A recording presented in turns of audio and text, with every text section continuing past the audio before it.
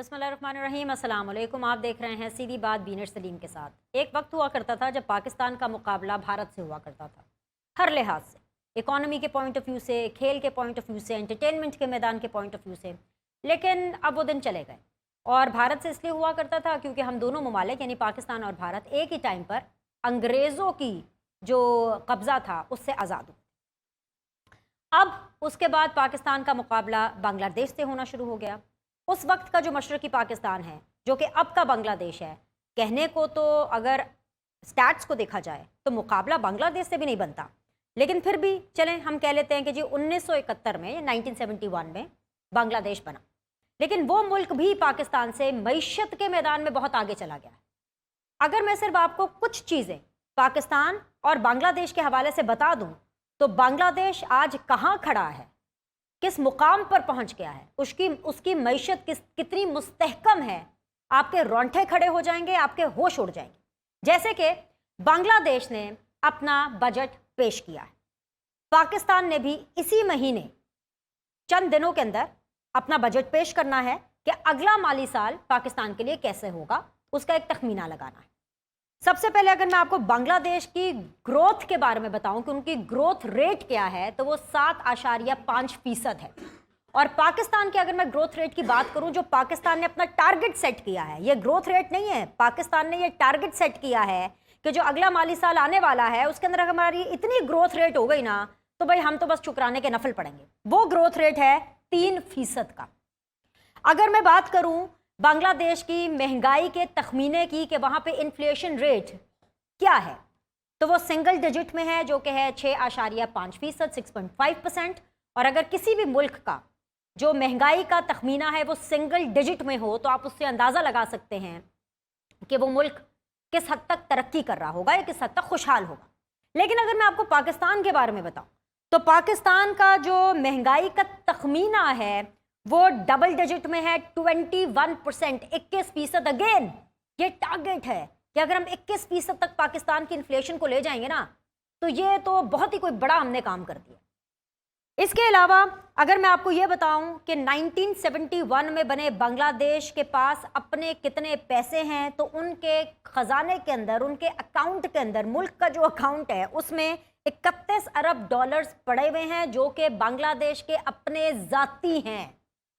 और अगर मैं पाकिस्तान की बात करूं तो पाकिस्तान के पास इस टाइम पर 4 अरब डॉलर है और इसमें से एक टका भी, एक थैला भी पाकिस्तान का अपना नहीं है, बल्कि दोस्त ममालिक ने ये पैसे सिर्फ और सिर्फ पाकिस्तान के अकाउंट में रखे हैं ताकि पाकिस्तान दिखा सके इनको अगर कोई इन्वेस्टमेंट करनी है। बेसिकली दोस्त ममालिक ने पैसे पाकिस्तान को उधार दिए हैं, विच मीन्स कि पाकिस्तान के पास जिस टाइम पर मैं आपसे बात कर रही हूँ अपने कोई जाती डॉलर्स पैसे नहीं है। Last but never the least, Bangladesh ने अपना क्या टारगेट सेट किया? हमने तो टारगेट सेट कर लिए ना कि बस 3% हो जाए और इसके अलावा जो हमारा इन्फ्लेशन रेट है वो 21% पे चला जाए तो जी बहुत बल्ले बल्ले हो जाएगी। बांग्लादेश ने जो अपना टारगेट सेट किया है वो ये है कि उन्होंने अब इस रवा साल में अब पेपरलेस होना है, यानी जो कैश है उसमें डील नहीं करना है, बल्कि अपनी जो पूरी मईशत है, पूरी इकॉनमी है, उसको 100% डिजिटल पे लेके जाना है। जिसका मतलब आम जबान में ये है कि हर चीज़ ऑनलाइन थ्रू कार्ड या थ्रू फोन होगी। एक क्लिक के बटन से वो छोटी से लेकर के बड़ी से बड़ी ट्रांजैक्शंस कर सकते हैं। लेकिन पाकिस्तान कहाँ खड़ा है?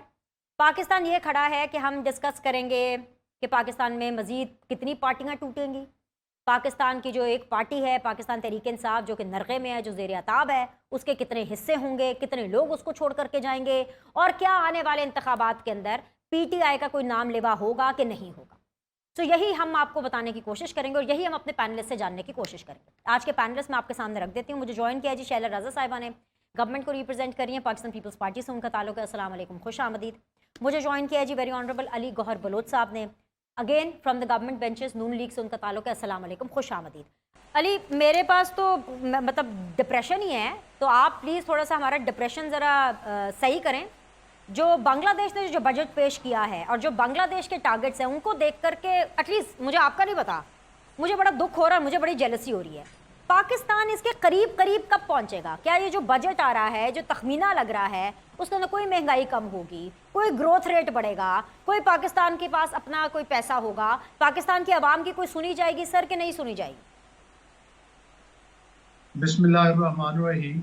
देखिए बिनिश, आपने जो तजिया किया है वो तजिया बिल्कुल दुरुस्त है, और लेकिन सवाल ये उठता है कि हम इस नहज पर किस तरह से पहुंचे हैं। देखिए बात ये है कि पाकिस्तान भी तरक्की की सीढ़ियां गामदन कर रहा था, और पाकिस्तान का ग्रोथ रेट भी 6% तक पहुंच चुका था। लेकिन जब पाकिस्तान की में लोड शेडिंग का खात्मा हो चुका था, जब पाकिस्तान में सीपैक जैसा प्रोजेक्ट आ चुका था, जब हम IMF को खुदा हाफिज कहने के आखिरी मराहल में पहुंच चुके थे, तो उस वक्त एक इमरान प्रोजेक्ट लॉन्च किया गया था। उस प्रोजेक्ट के बाद आपने देखा कि पाकिस्तान में क्या क्या तबाही हुई।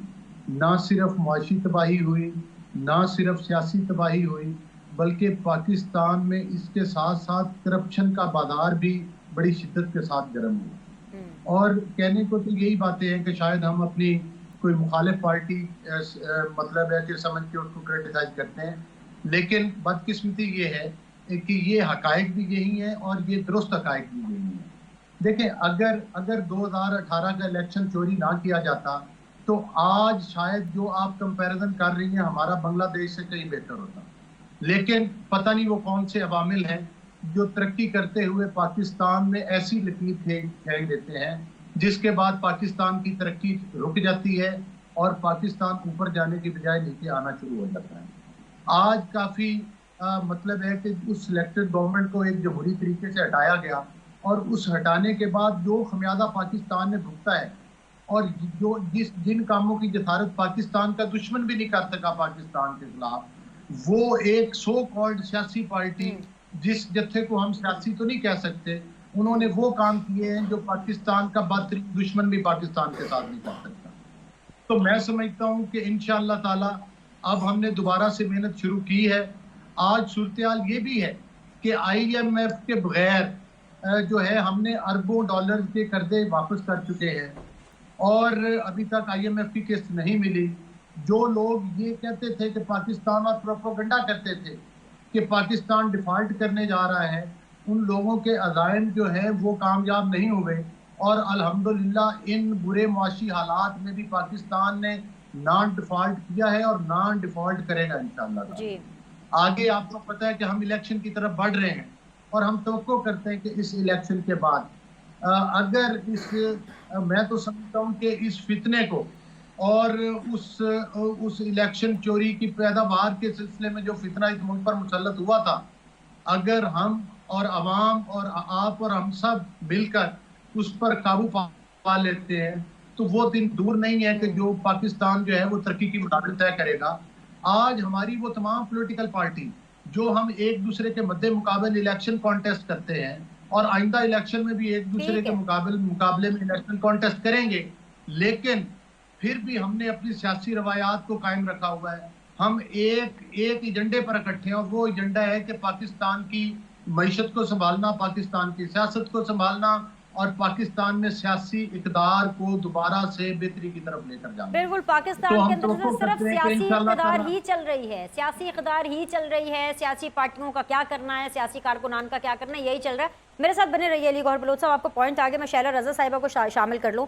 शैला, आपके लिए सिचुएशन ज़्यादा सीरियस है, और वो इसलिए क्योंकि पाकिस्तान पीपल्स पार्टी बहुत पुरुमीद है कि अगली हुकूमत पाकिस्तान पीपल्स पार्टी को ही मिलने वाली है।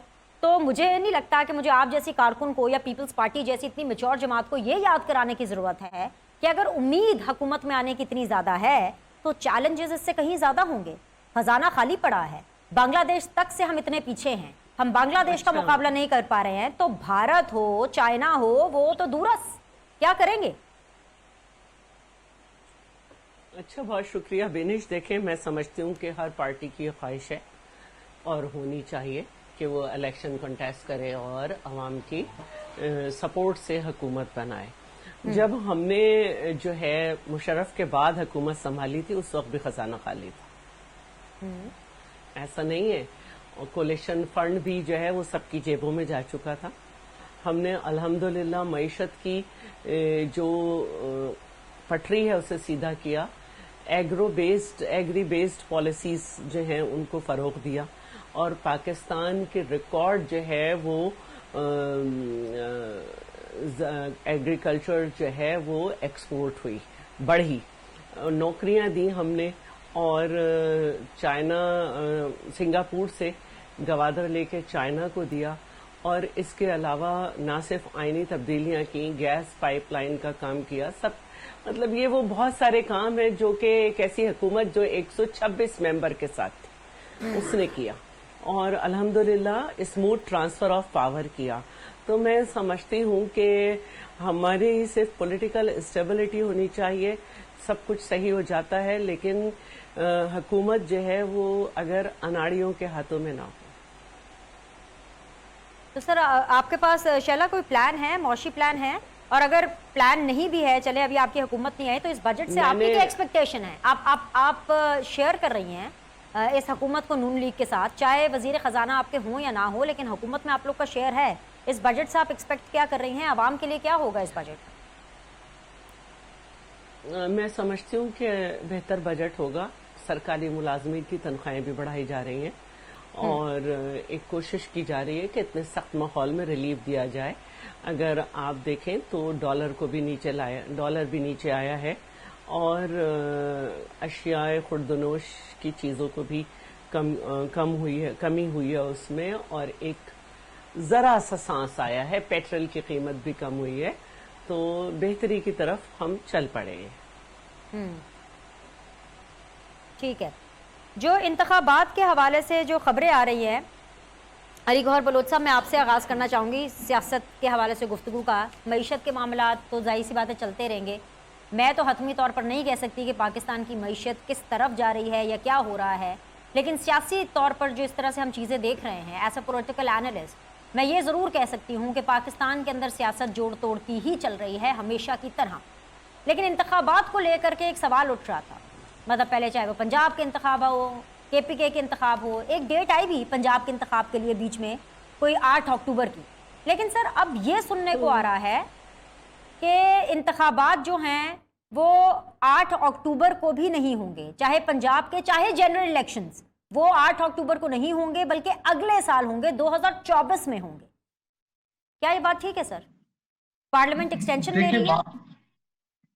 देखिए बात ये है कि अभी तक तो कोई ऐसी बात गवर्नमेंट लेवल के ऊपर हमने तो नहीं, हमारे साथ तो नहीं डिस्कस की गई, और अभी कोई इस किस्म की तजवीज़ ज़ेरे गौर नहीं है।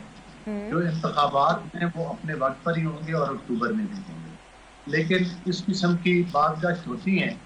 बहरहाल आइन में एक गुंजाइश मौजूद है, लेकिन मैं नहीं समझता कि इलेक्शन अक्टूबर से आगे जाएं। कल राना सनाउल्लाह साहब का भी बयान आया है कि इलेक्शन जो है वो वक्त पर होंगे, और जितनी भी हमारी सीनियर लीडरशिप है वो यही अंदिया दे रही है कि इलेक्शन बिल्कुल वक्त पर होंगे, और मेरा ख्याल है कि यही पाकिस्तान के हक में भी बेहतर है कि इलेक्शन अक्टूबर के महीने में ही कराया जाए। बिल्कुल पाकिस्तान के हक के लिए तो बेहतर है, लेकिन अभी अभी शायद पता नहीं आपने मेरा इंट्रो सुना कि नहीं सुना, जो मेरे पास फिगर है, जो मुझे ब्रीफ किया गया है मेरी टीम की तरफ से, पाकिस्तान के इस वक्त खजाने के अंदर $4 अरब मौजूद है, और वो $4 अरब भी पाकिस्तान के अपने नहीं हैं। पानी से तो इलेक्शन नहीं होने ना, हवा में तो इलेक्शन नहीं होने हैं, पैसे चाहिए इंतखाबात के लिए, एक लेवल प्लेइंग फील्ड चाहिए बकौल आपके, एक सियासी माहौल चाहिए। क्या वो सियासी माहौल बनता हुआ नजर आ रहा है? क्योंकि बजट के बाद जो आप लोगों की हुकूमत की जो कारकर्दगी है अगर उसके ऊपर चलेंगे तो फिर तो वोट मिलना मुश्किल है। तो फिर आपने तैयारी कर ली है हार की? सर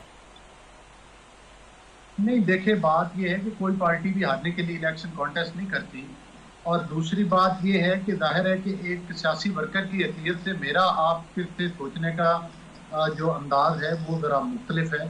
ये आपकी राय हो सकती है, लेकिन मैं समझता हूँ कि पाकिस्तान के अवाम ने इस चीज़ को रियलाइज़ किया है कि पाकिस्तान की मुआशी तबाही किस पॉलिटिकल पार्टी ने की है। ये भी अवाम समझते हैं कि वो कौन कौन सी पॉलिटिकल पार्टी, यानी कि बेसिकली अली गौर साहब हम इलेक्शन मांगे के पैसों से करा रहे हैं, उधार पे इलेक्शन करा रहे हैं आप? तो नहीं, बात मांगे के पैसे की नहीं है, बात यह है कि इलेक्शन वक्त पर होने चाहिए, और दूसरी बात यह है कि हम इलेक्शन के लिए बातयत सियासी पार्टी के बिल्कुल तैयार, और PDM की जो बाकी पॉलिटिकल पार्टीज हैं उनकी लीडरशिप भी जो है वो इंतखाबात के लिए तैयार है। तो मैं नहीं समझता कि हम ये कहें कि पाकिस्तान में इस वक्त इंतखाबात का माहौल नहीं है, माहौल बिल्कुल है, और इलेक्शन के लिए तमाम पॉलिटिकल पार्टी तैयार हैं। जाहिर है कि अगर हम इतने गंभीर हालात हैं, जिसका कि अभी शैला रजा साहिबा ने भी कुछ चीज़ों की तरफ निशानदेही की है, अगर आवाम को कुछ ना कुछ रिलीफ दे सकते हैं, तो मैं समझता हूँ कि जो भी इंतखाबात के बाद नुमाइंदा हुकूमत आएगी वो पाकिस्तान की मईशत के बारे में ज्यादा बेहतर अंदाज में फैसले कर सकती है, चे जाए कि इस टेन्योर को ज्यादा प्रलॉन्ग किया जाए। शैला रजा साहिबा, इलेक्शंस कब हो रहे हैं? अक्टूबर 2023 या फिर मार्च अप्रैल 2024? नहीं, मैं ये बताती हूँ। देखिए, 12 अगस्त को सिंध असेंबली की और शायद 8 या 9 अगस्त को 10 अगस्त फेडरल असेंबली की ड्यूरेशन जो है, ये टेन्योर जो है ये पूरा हो रहा है। अब अगर ये फुल डेज करते हैं तो इनके पास 60 डेज होंगे। अगर ये उससे 5-6 दिन पहले कर लेते हैं तो इनके पास 90 डेज होंगे। और मैं नहीं समझती कि इन 90 डेज को या 60 डेज को कोई चैलेंज कर सकता है, क्योंकि अब ऐसी बात नहीं है और इस में वक्त पे होने चाहिए। अगर खुदा न खास्ता पहले भी जो है वो बहुत सी ऐसी बातें होती नहीं, लेकिन होने चाहिए। अब बस जिसको भी अवाम सेलेक्ट करे, अवाम मुंतखब करे, उसी के ऊपर जो है फिर जिम्मेदारी होगी, क्योंकि हर एक ये दावा कर रहा है कि हम नेक्स्ट संभाल लेंगे। तो इलेक्शन अपने टाइम पे होने चाहिए। तो जो इलेक्शंस होंगे जो कि अपने टाइम पर होने चाहिए बकौल आपके, उन इंतखाबात के लिए आपका जो कंपटीशन है वो कौन है? वो PMLN है या वो पार्टी है जो कि किंग्स पार्टी बनकर उभरेगी? ज़्यादा टफ टाइम आपको लगता है कि कौन सी पार्टी आपको देने वाली है? मेरा ख्याल है PMLN से ही हमारा मुकाबला होगा, क्योंकि जब हम PDM में भी थे तो गिलगित बल्तिस्तान में एक दूसरे के सामने लड़ रहे थे। और इसके अलावा यह है कि जो भी लोग मैदान में होंगे, चाहे इंडिपेंडेंट भी हो, उससे भी मुकाबला होता है। जो आपने कहा कि किंग्स पार्टी या जो भी आपने नाम लिया, अभी तक उसमें डिसाइड नहीं हो रहा। मैं असद उमर का भी स्टेटमेंट पढ़ रही थी, मुख्तलिफ लोगों का पढ़ रही थी। मुराद रास ने अपना अलग ग्रुप बना लिया है। मैंने सुना है कि परवेज खटक अलग अपना ग्रुप बनाने की कोशिश कर रहे हैं। तो मैंने कहा कि जो इंडिपेंडेंट भी खड़ा होता है अपने तौर पे, उससे भी मुकाबला होता है, क्योंकि कुछ ना कुछ तो वोट वो भी अपनी पर्सनैलिटी के लिए जाता है। और जब एंड में हम रिजल्ट देखते हैं तो हम यही देखते हैं, इसको इतने मिले, इसको इतने मिले। तो अच्छा एक हेल्दी कंपटीशन होगा जिसके साथ भी होगा। ठीक है, मुझे यहाँ पे एक छोटा सा ब्रेक लेना है। ब्रेक के बाद वापस आएंगे, सीधी बात बीनर सलीम के साथ में गुफ्तगू के सिलसिले को जारी रखेंगे। Will be back.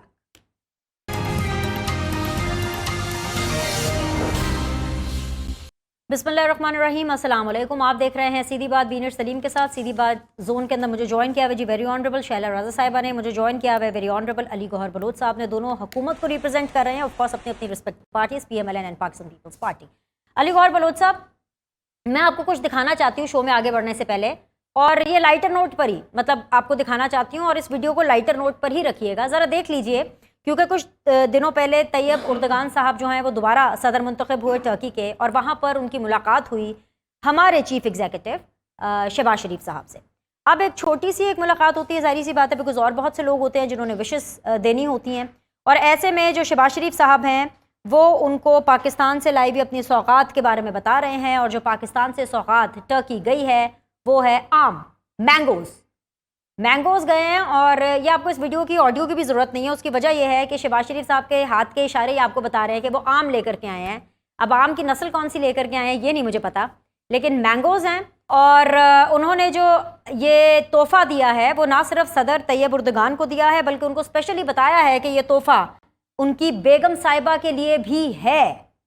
अब सादा सा सवाल जो मैं आपके सामने रखना चाहती हूँ अली गौहर बलोच साहब, वो ये है कि हमारे मसाइल देखिए क्या है, और हमारे जो चीफ एग्जीक्यूटिव है उनका विजन देखिए। मैंगो डिप्लोमेसी होती होगी कोई 1857 में, दौर बदल चुका। हम आज भी मैंगो डिप्लोमेसी के ऊपर ही अपनी डिप्लोमेटिक रिलेशनशिप्स को रख रहे हैं सर।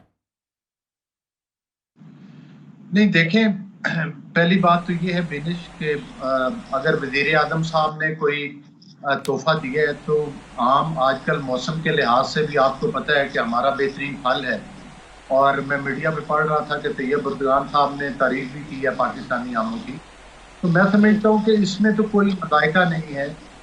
जो भी सरबराहाने ममलकत होते हैं वो एक दूसरे को तहफ़ देते रहते हैं अपने मुल्क की सौगात की, कभी खाने पीने की चीज़ें, कभी कोई बनाई हुई चीज़ें। तो ये तो मैं समझता हूँ कि इसमें तो कोई मज़ायका नहीं।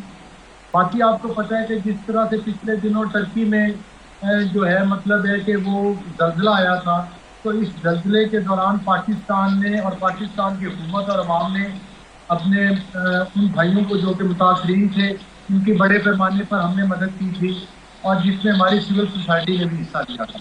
इस तरह से जब सिंध में सैलाब आया और जो बारिशों की वजह से और बलूचिस्तान में, तो उस वक्त टर्की की हुकूमत ने भी हमारी काफ़ी इमदाद की। बहरहाल इसके अलावा भी जो है पाकिस्तान और टर्की में जो उनके बिजनेस कम्युनिटी के साथ मीटिंग हुई है, उन्होंने पाकिस्तान में जो है वो अपनी इन्वेस्टमेंट के लिए दिलचस्पी का इजहार किया है। मैं समझता हूँ कि हर सतह पर जो है वो बातचीत हुई है और तुर्की हमारा दोस्त मुल्क है और मुस्तकबिल में हम एक दूसरे के साथ हर शोबे में मेरा ख्याल है कि चाहे वो मईशत हो, चाहे वो सियासी तल्लुकात हो, मज़ीद बेहतरी की तरफ जाएंगे इंशाअल्लाह।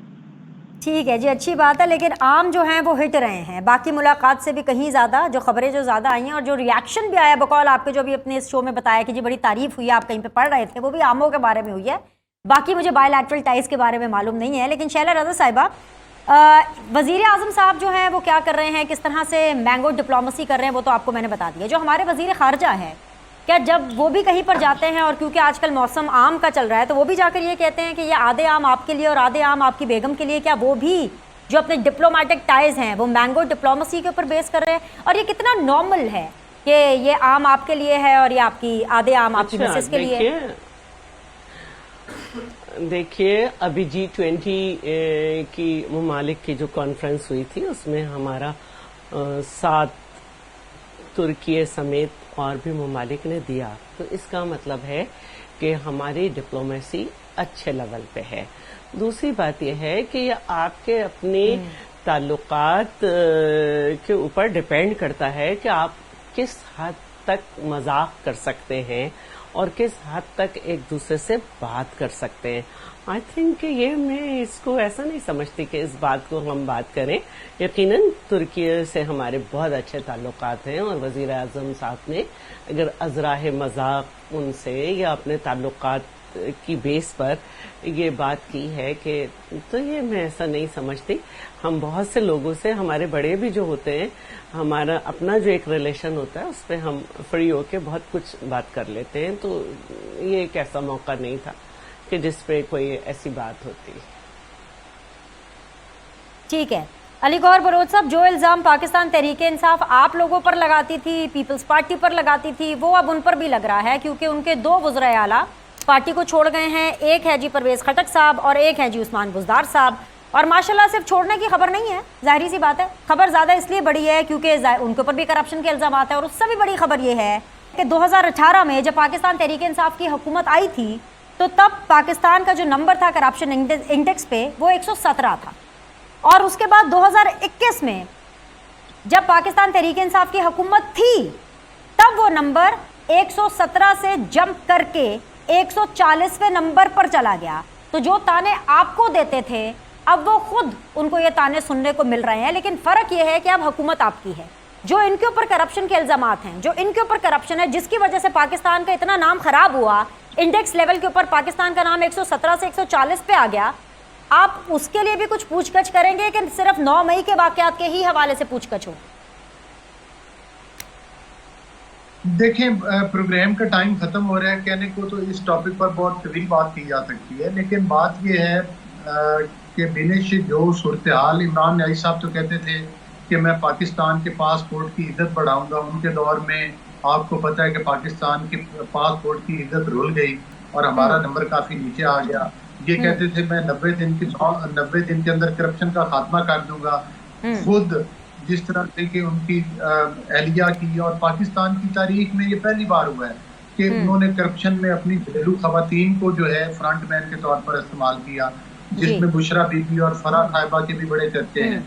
और उसके अलावा वो अंगूठियों वाली भी आपने सुन चुके। तोशा खाना पे आप देखें लेकिन साथ ही साथ बात यह है कि अभी भी सहूलतकारी का सिलसिला थमा नहीं है। बेने 8-8 मिनट में 8-8 जमानतें मिल जाती हैं।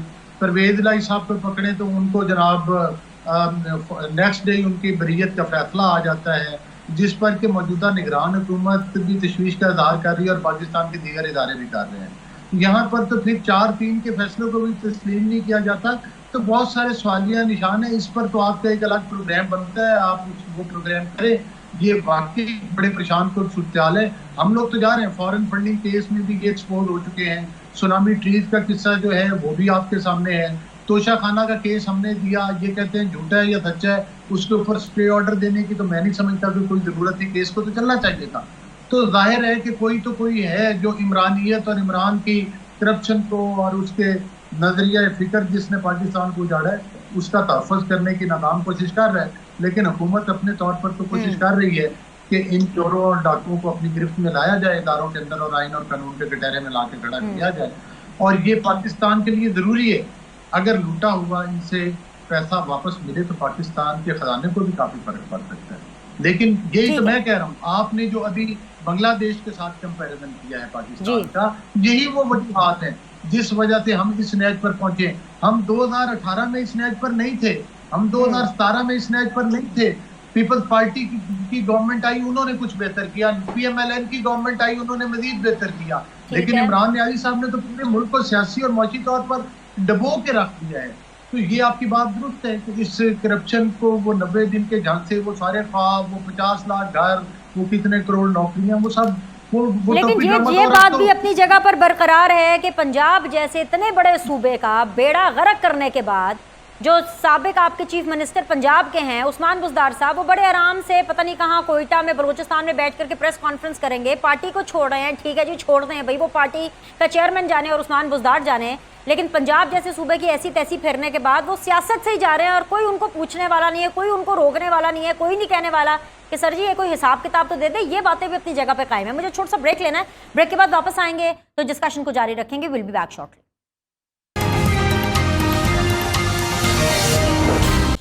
वेलकम बैक जी। फाइनल राउंड ऑफ डिस्कशन है। Very honourable Shaila Raza and Ali Gauhar Baloch साहब मेरे साथ मौजूद हैं सीधी बात जोन के अंदर। शैला रजा साहिबा, बहुत सी बातों के अंदर जो अली गौहर साहब ने की, एक चीज़ तो बिल्कुल वैलिड है कि जिस तरह से रिलीफ मिलने का सिलसिला नज़र आ रहा है। इन्होंने 4 नाम गिनवाए, एक नाम मैं आपको गिनवा देती हूँ और वो नाम है यास्मिन राशिद साहिबा का। हमने ओवर द वीकेंड देखा, आई थिंक सो वीकेंड के ऊपर सबसे बड़ी खबर यही थी, क्योंकि यास्मिन राशिद साहिबा के हवाले से आपने भी बहुत सी वीडियोज़ देखी होंगी, हमने ऑडियोज़ चलाई भी हैं, दिखाई भी हैं कि वो किस तरह से को कमांडर लाहौर के जो घर है उसके अंदर जो जलाओ घिराए हुआ, उसके अंदर अगर ये कहा जाए कि she was one of the masterminds तो कुछ गलत नहीं होगा। किस तरह से लोगों को असेंबल करना है, आगे जाना है, पीछे जाना है, मशवरा लेना है, मशवरा देना है, ये सब चीज़ें मीडिया पर चलती रही हैं। लेकिन ट्रायल कोर्ट ने शायद ये चीज़ें नहीं देखी और ट्रायल कोर्ट ने उनको बरी कर दिया।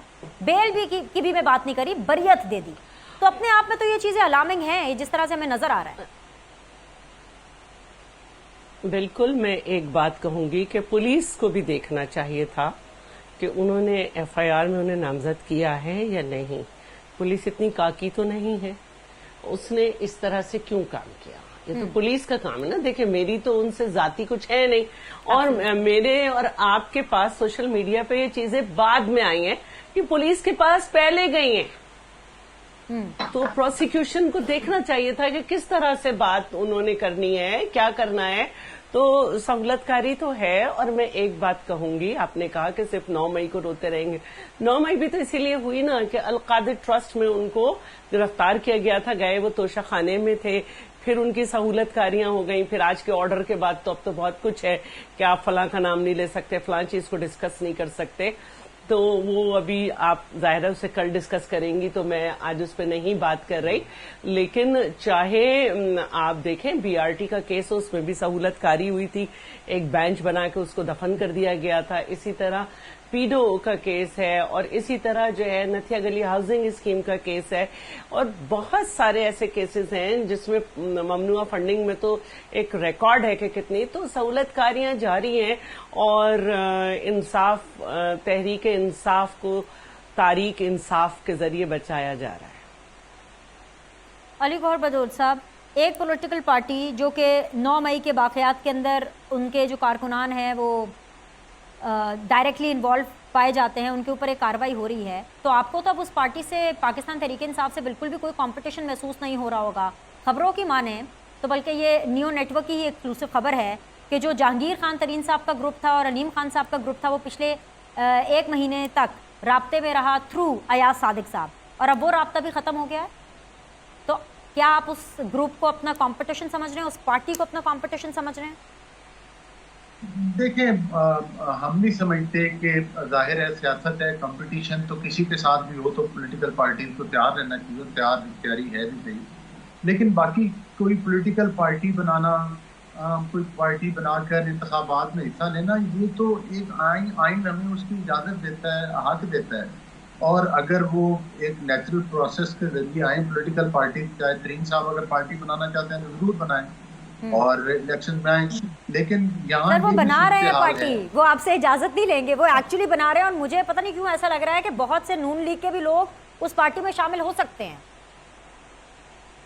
देखिए, पॉलिटिकल पार्टी बनाएंगे फिर पता चलेगा कौन कौन से लोग जा रहे हैं। लेकिन यहाँ पर ये काबिल जिक्र चीज है, दिनेश, मैं आपके वसादत से बताऊंगा आपको कि जो आपकी ये जिन लोगों ने हमसे रब्ता किया, हमारी पार्टी ने फिलहाल इस चीज का फैसला किया है कि हम किसी भी झूठे को नहीं देंगे। एक तो हमारे पास ऑलरेडी हमारे पूरे पोटेंशियल कैंडिडेट्स मौजूद हैं, और दूसरा ये आपसे सॉरी टू कट यू, राब्ता किसने किया आपसे? काफी लोगों ने, जो जाहिर है हमारी जो लीडरशिप है उनके साथ काफी जो उधर से आ रहे हैं, तो वो जाहिर है चाहेंगे। लेकिन हमारे पास तो हर हल्के में अपने पोटेंशियल कैंडिडेट भी हैं, और हमारी पार्टी इन वोटों को लेने का फिलहाल वो इस चीज का इजहार भी कर चुकी है लीडरशिप। तो सर नाम बता दें, नाम बताने में क्या मजा है? नाम बता दें, अच्छा है, ब्रेकिंग न्यूज चल जाएगी। क्या फवाद चौधरी साहब ने राब्ता किया है? क्या जहांगीर खान तरीन के ग्रुप में से किसी ने राब्ता किया है?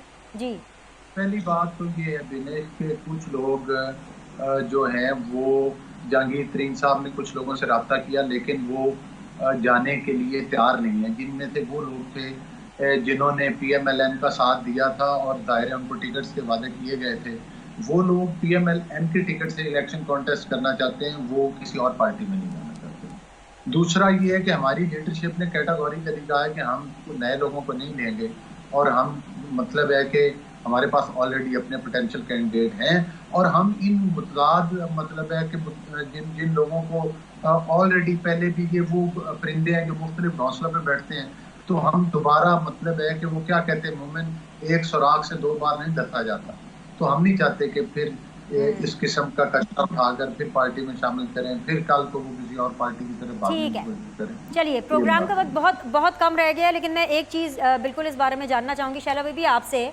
मैं सुन रही थी निसार खोड़ो साहब को, माशाल्लाह वो बड़ी डिटेल में उन्होंने चीज़ें बताई हैं, लेकिन सवाल तो फिर वही बुनियादी वही है कि will you people will be successful to get your mayor? क्योंकि दूसरी तरफ अगर हम देखें तो जमात इस्लामी और पाकिस्तान तहरीक इंसाफ का फुल टाइम इत्तेहाद ऑन है। हमने अपना कैंडिडेट अनाउंस किया, तो बन जाएगा आपका कैंडिडेट मेयर? तो कैंडिडेट अनाउंस करेंगे ना।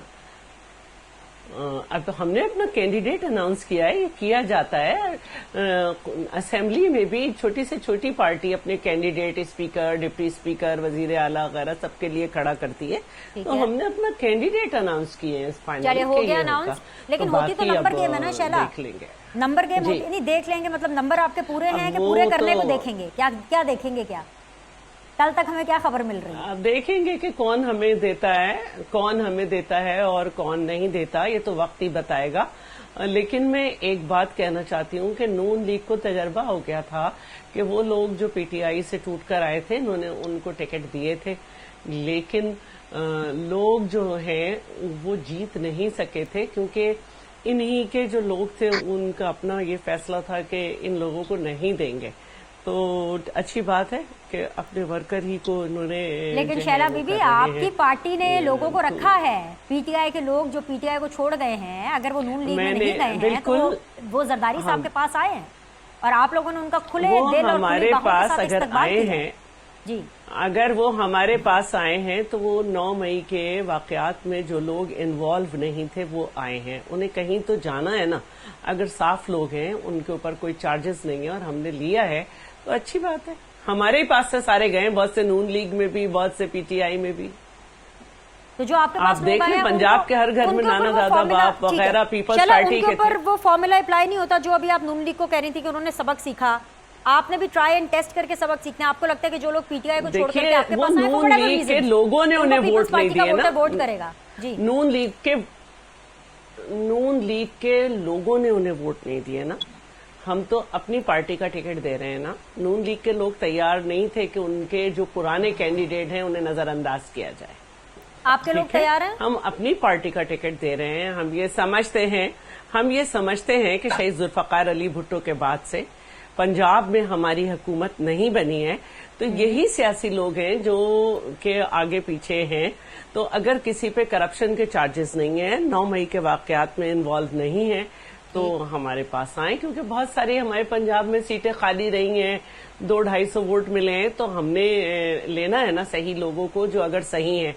और फिर यही लोग हैं जिनके बाप दादा हमारी पार्टी में थे, फिर वो नून में गए, अब फिर बाद में पीटीआई में गए।